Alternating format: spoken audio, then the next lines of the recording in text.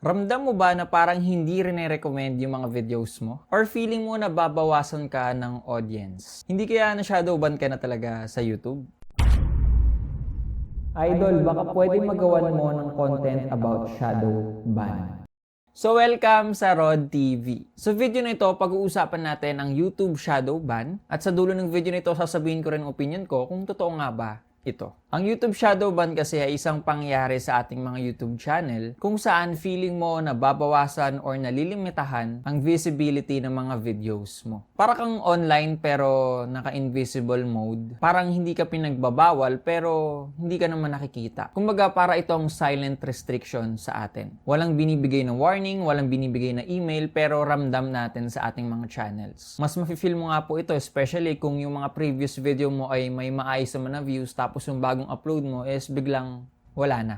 Ito yung mga possible na signs na pwedeng shadowban ka talaga. Yung biglang pagbagsak ng mga views mo. Lalo na kung yung mga previous video mo ay okay naman yung views tapos yung bago is wala na talaga. Biglang bumagsak. Yung hindi agad lumalabas yung mga videos mo. Yung kahit i-search nila yung channel or yung title ng video mo ay hindi agad nila nakikita. Yung wala yung mga videos mo sa subscribers feed. Hindi ka tuloy nakikita ng mga subscribers mo tuwing nag-open sila ng YouTube. At yung wala halos pagbabago sa analytics mo. Hindi man lamang nadadagdagan yung mga numbers. Kung marami kang na-experience sa mga sinabi ko, pwedeng na-shadowban ka nga talaga. Pero bago natin i-assume na na-shadowban ka talaga sa YouTube, i-check mo muna yung listahan ng mga sasabihin ko kasi baka meron kang nagawa sa mga sasabihin ko. Number 1 is baka marami ka ng violation. Baka may mga video ko na nag-spread ng misinformation. Baka naman harmful or delikado yung mga content na tinuturo mo. Baka marami ka ng violation sa community guidelines. Or baka na-detect ka ng spam kasi baka sobrang dami mong mag-upload araw-araw. Bago tayo mag-continue sa number 2, alam mo ba na 71% ang hindi pa rin nakasubscribe sa akin pero nanonood sa mga videos ko? Kaya baka naman pwedeng pa-like at pa-subscribe na rin ngayon. Number 2 is baka meron kang spam behavior. Baka yung channel mo ay ginagamit mo sa pag-comment sa iba't ibang videos na mag-subscribe sila sa'yo or pumunta sila sa channel mo, bisitahin ka nila, paulit-ulit sa iba't ibang channel. Ayaw na kasi ni YouTube ng ganun at kahit Tagalog comment ay nadedetect niya na. Pangatlo is baka nagmamanipulate ka ng metadata. Baka yung mga thumbnails mo hindi mo na napapansin na clickbait pala. Wala pala talagang ganung nangyayari sa video. Baka naman exaggerated na yung title mo to the point na nag-expect yung tao pero hindi naman talaga nangyayari. Or baka hindi mo inaayos yung mga keywords and tags mo at basta ka na lang gumagamit ng mga word na hindi naman related sa channel or sa mga videos mo. Number 4 is baka meron kang controversial or sensitive na topic. Minsan talaga linilimit ni YouTube yung mga ganitong klaseng video para hindi mapanood ng mga underage or ng mga taong ayaw ng mga ganitong klaseng content. So medyo nililimit ni YouTube ang visibility nito. Number 5, baka inconsistent talaga yung mga viewers mo. Baka dahil yung channel mo ay may pabago-bagong niche or topic, hindi na alam ng viewers mo kung tungkol saan nga ba talaga yung video na ginagawa mo. Baka maraming boring part yung mga videos mo at hindi mo na ito nakakat sa editing. Pwede ring baka nawala ka ng matagal sa YouTube at bigla ka na lang bumalik or nag-upload. Sa ganung pamamaraan kasi, hindi na alam ng mga audience mo kung bumalik ka na nga ba talaga. So, hindi agad nila ito nakikita. Number 6 is baka may sudden activity na nangyari sa channel mo. Baka biglang dumami yung subscribers mo dahil nag-avail ka ng mga boosting services. Or pag sub to sub, baka merong na-detect na artificial traffic na ginagawa mo sa YouTube, kaya ka nito nasi-shadowban. So, kung sakaling guilty ka sa mga sinabi ko kanina, ito yung mga pwede mong gawin para maiwasan ang shadowban.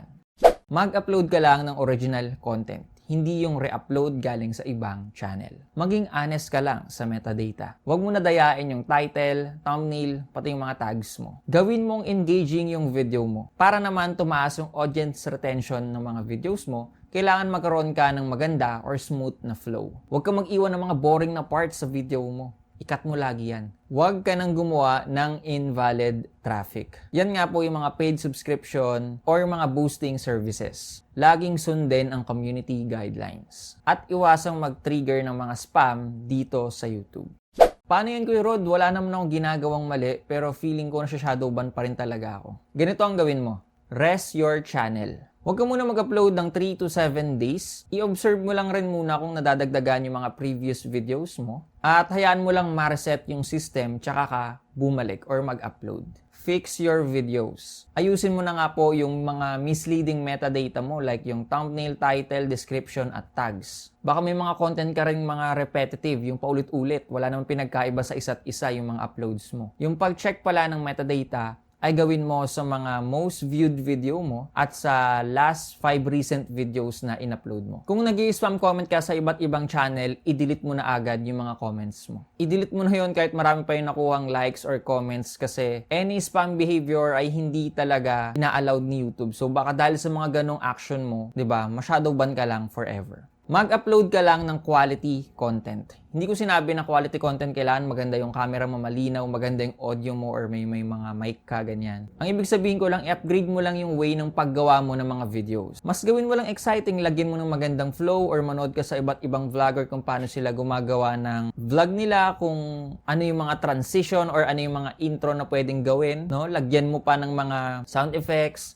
background music, or mga text yung video mo. Basta mas pagandahin mo pa yung video mo compare sa dati. Pwede mong ipanood muna sa kaibigan mo, kapatid mo, or sa partner mo yung video mo bago mo ito i-upload. Para malaman mo kung may mga boring part ba sa perspective nila. Lagi mong ilagay yung sarili mo sa sitwasyon ng viewer kung okay nga ba panoorin yung mga videos mo. Pag mag-upload ka, gumawa ka ng upload schedule. For example, every Saturday meron akong bagong upload. Sa ganung pamamaraan, meron kang mabibuild na familiarity sa audience mo at sa system ni YouTube. Para sabihin ni YouTube na, ay, tuwing Sabado may bagong upload si Rod. So dahil consistent yung upload schedule niya, i-recommend ko ito sa mga taong laging nanonood ng YouTube every Saturday. At ang maganda pa dito, alam na ng mga subscribers mo na every Saturday meron silang aabangan bagong video mo. Mag-observe ka rin ng 1 to 2 weeks sa channel mo. Make sure na bago ka mag-observe, kailangan na cleansing mo na yung channel mo. Mamaya, ino-observe mo lang yung channel mo pero wala ka naman ginawang adjustment. So, kailangan meron.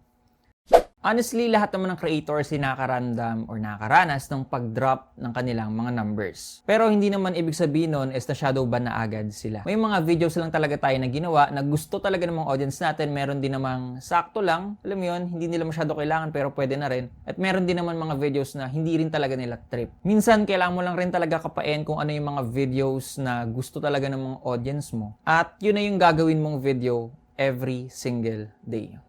May personal take sa YouTube shadow ban ay para siyang totoo na hindi totoo. Parang totoo kasi minsan nafe-feel ko rin siya, pero parang hindi rin totoo kasi yung mga YouTube expert katulad ni Nick Nimin, ni Sean Cannell ng Think Media ay nagsasabi na hindi naman daw talaga tayo na shadow ban sa YouTube. Kahit si Rene Ritchie nga isang creator liaison ng YouTube, hindi niya direct sinabi na meron talagang shadow ban. Pero based sa explanation niya, parang wala na parang meron. So, parang ang nangyari, yung YouTube shadow ban ay nasa perspective lang ng mga YouTuber pero sa YouTube team, wala talagang YouTube shadow ban. So, pwede nyo i-comment sa baba kung naniniwala kayong may YouTube shadow ban or naniniwala kayong wala talagang YouTube shadow ban.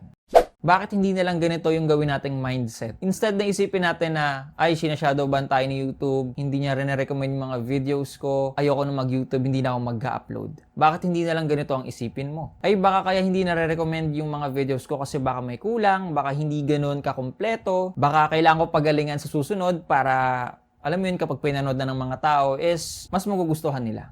Pero yun nga, hindi naman kasi lahat ng utak ay makokontrol natin. So kung sakaling frustrated ka pa rin sa bagay na to, ang final option na marerecommend ko sa'yo is gumawa ka na lang ng bagong YouTube channel. Para sa ganon, from the scratch talaga lahat at wala kang sisihing bagay kung bakit ka sa shadow ban.